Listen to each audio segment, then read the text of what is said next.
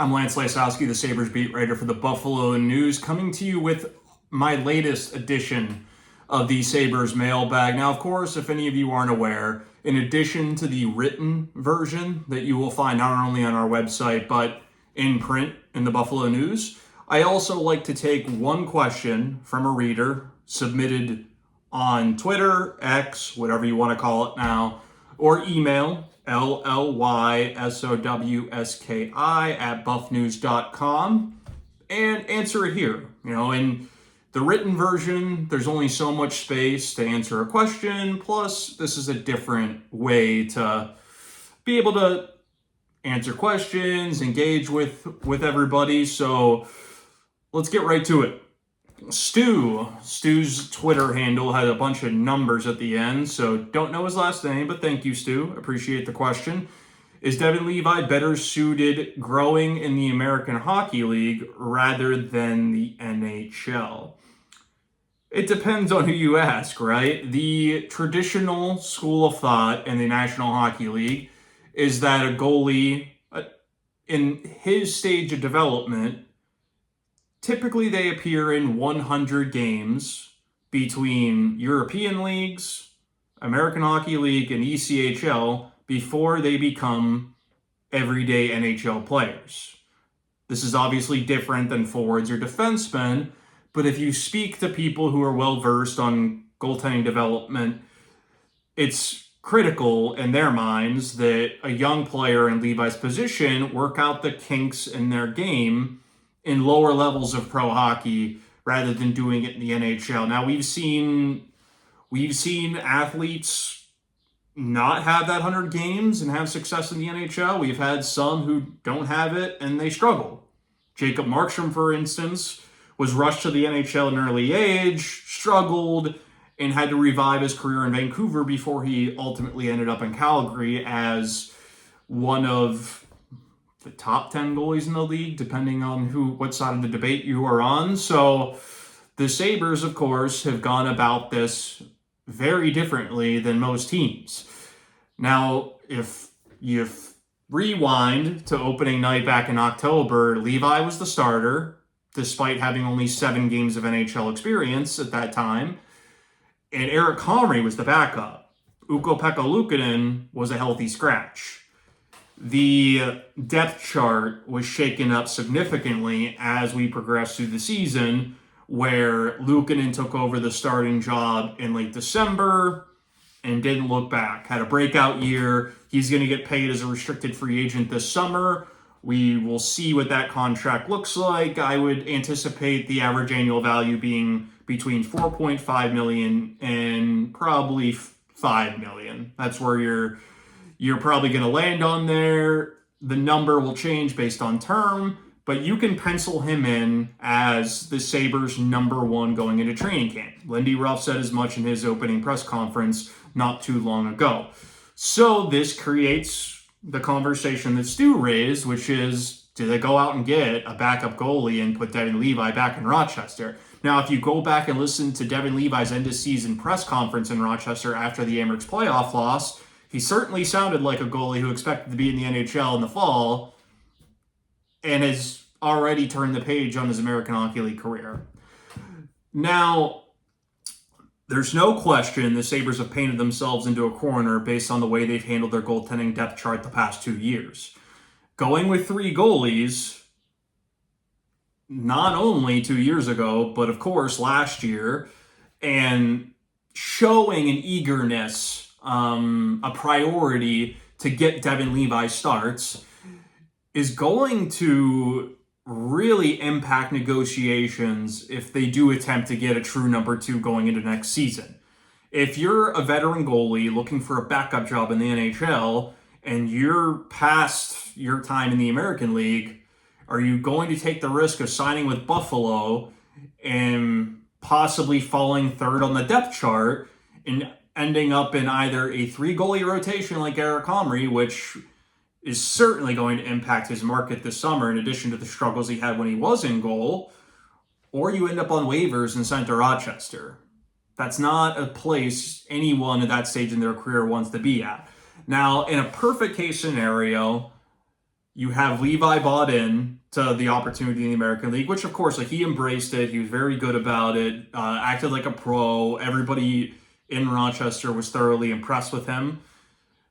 But if you say, okay, we're going to put him back in Rochester, at least at the start, let's go get somebody proven, the goalie I would target in unrestricted free agency is Casey-DeSmith of the Vancouver Canucks. Now, according to AFP Analytics, a Rochester-based consulting firm, which has done a fantastic job the last couple of years in contract projections and other work, Casey-DeSmith should be expected to receive a one-year contract at $1.6 million. Doesn't sound like much. It doesn't. But when you consider the other roster moves the Sabres are going to have to make this summer to address their needs, middle six center, we'll see about a top six winger. I think they can go without one. We don't know yet. Their restricted free agents are Luukkonen, so you know what that number is going to be, essentially. And the one big question mark there is Henri Jokiharju. Do they retain Henri Jokiharju at a price tag around $4.5 million, or do they trade his rights and reconfigure the bottom of their defense depth chart in the NHL? Either way, money goes quickly. Now, right now, according to Cap Friendly, the Sabres have $23.5 million in cap space, if I'm not mistaken. Minus $5 million for Luukkonen. You might get Peyton Krebs at 1.7 according to AFP Analytics. And if you want to upgrade the top six with a winger and get a center, your cap space is essentially gone. It just is. It's only for 1 year in my GM for a Day article, the way that I built the roster out, but you still have to be cognizant of that. Or you can save your $700,000, put Levi in the NHL, and use your tandem in the same way that the Boston Bruins have alternated starts with Jeremy Swayman and Linus Ullmark, and you sign a third goalie for the American League, or you decide to go with Devon Levi in Rochester. Now, Devon Levi is talented enough to be in the NHL right now. We've seen it. He's won important games. He beat the Vegas Golden Knights in December. Remember that incredible performance in his hometown of Montreal, where he beat the Canadiens, led the Sabres to a win. He has the talent. He has all the potential to be a franchise goalie. It just, you see organizations are extremely careful usually with goalie development, being patient. And now that the Sabres have Luukkonen, how would it disrupt Luukkonen's rhythm and preparation throughout the season if he's alternating starts rather than carrying the baton himself like he did essentially for the last 3.5 months of the season? It's a conversation that they're going to need to have with Mike Bales, the goalie coach. I would even include Seamus Kotick, their goalie development coach, because he knows both goalies well. How would this work? How would this look? Look at the schedule. We'll have the NHL schedule released leading up to the NHL draft. It's usually the day before the draft, something to keep an eye on. We know when the Sabres are opening the season, but what do their road trips look like? Is their schedule going to be condensed in certain spots where, you know, they've got the games they got the game in Czechia to open the year. They've got the Four Nations face-off in February where players are going to be leaving and representing, well, some of the players will be representing their country, Rasmus Dahlin in particular. So these are all factors you have to consider. As we sit here in mid-June, personally, it could go either way for me because I do believe that Levi is talented enough.